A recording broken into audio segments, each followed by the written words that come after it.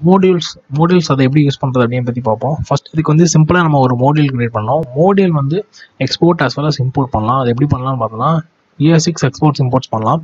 So அதுக்கு வந்து என்ன பண்ணேன்னா நான் மாடியூல் எக்ஸாம்பிள்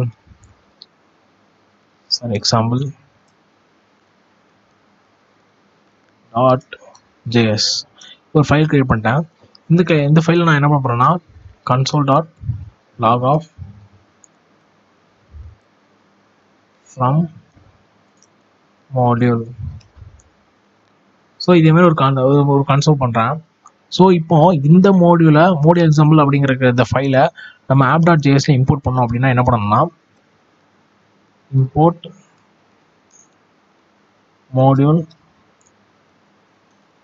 டைரக்ட் ஆக்சஸ் பண்ண முடியாது. ஸோ ஸ்ட்ரிங்கில் ./current directory அதில் மாடியூல் எக்ஸாம்பிள் _example. ஸோ இதில் வந்து கண்டிப்பாக என்ன ஃபைல் எக்ஸ்டென்ஷன் கண்டிப்பாக கொடுக்கணும். நார்மலாக இம்போர்ட் எக்ஸ்போர்ட்டில் ஃபைல் எக்ஸ்டென்ஷன் கண்டிப்பாக கொடுக்க தேவையில்ல. ஸோ இதில் கண்டிப்பாக கொடுக்கணும் .js அப்படின்னு கொடுத்துட்டு ஸோ இப்போ நம்ம இந்த app.js ரன் பண்ணால் என்ன பண்ணணும்னா என்ன ஒன்று பார்ப்போம். ஸோ டெர்மினல் ஓப்பன் பண்ணிக்கிறேன். டெர்மினலில் deno run ஸோ app.js சிம்பிளாக எந்த பெர்மிஷன் தேவையில்ல. ஸோ app.js பார்த்தீங்கன்னா ஃப்ரம் மாடியூல் அப்படிங்கிறது நமக்கு கன்சோலாக இருக்குது. ஆனால் அந்த ஃப்ரம் மாடியூல் எங்கே இருக்குதுன்னு பார்த்தீங்கன்னா இங்கே இருக்குது. ஸோ நம்ம அதை யூஸ் பண்ணும்போது இன்புட் கொடுத்ததுனால இங்கே நடக்கிற கன்சோலும் இங்கே app.js ரன் பண்ணும்போது ரன் ஆகுது. ஸோ இப்போ நம்ம வந்து கன்சோலால் எந்த பிரச்சனையும் இல்லை. ஸோ நம்ம கன்சோல் பண்ணுறதுக்கு பதில் என்ன பண்ணலாம்னா ஒரு ஃபங்க்ஷனை எக்ஸ்போர்ட் பண்ணலாம். அந்த ஃபங்க்ஷன்னா ஒரு சிம்பிளாக ஒரு add function export add equal to so இது என்ன எடுக்கும்னா a, b அப்படிங்கிற 2 வேரியபிள் எடுக்கும். ஸோ கான்ஸ்டங்கிற அந்த டைப்பை மென்ஷன் பண்ணிடும் a, b. ஸோ இப்போ நம்ம என்ன பண்ணால் ரிட்டர்ன் பண்ணும்போது அந்த ஏயும் பியும் ஆட் பண்ணி ரிட்டர்ன் பண்ணோம். ஸோ இங்கே பேராமீட்டர் இன்டைப் இது பிரச்சனை இல்லை. ஸோ இப்போ நம்ம இதை வந்து என்ன பண்ணால் இம்போர்ட் பண்ணணும். ஸோ அதுக்கு என்ன பண்ணலாம் வெறுமனே அது வந்து ஒன்றுமே வாங்காமல் கொடுத்துருக்கோம். ஸோ நம்ம வந்து இந்த ஃபைல்லேருந்து வாங்கணும் அப்படின்னா இந்த ஃபைல்லேருந்து நிறைய இம்போர்ட் பண்ணலாம். இப்போதைக்கு நம்ம ஆட் ஃபங்க்ஷன் பண்ணியிருக்கோம். அதே மாதிரி என்ன பண்ணலாம்னா சப்ராக்ஷன் ஃபங்க்ஷன் பண்ணலாம். ஸோ இதை காப்பி பண்ணிவிட்டு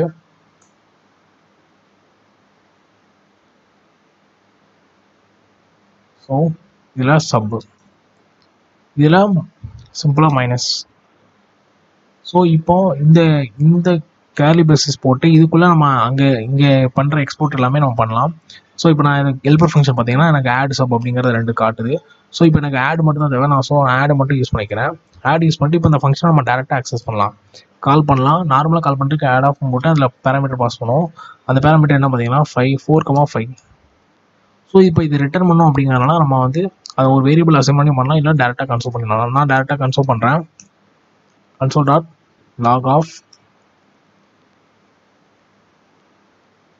ஸோ இப்போ என்னன்னா இது ரிட்டர்ன் பண்ணும், வேல்யூ வாங்கிட்டு அதை அடிஷன் பண்ணி கொடுக்கும். 4 + 5 9 அப்படி வரும். அதை நம்ம கன்சோல் பண்ணுறேன்.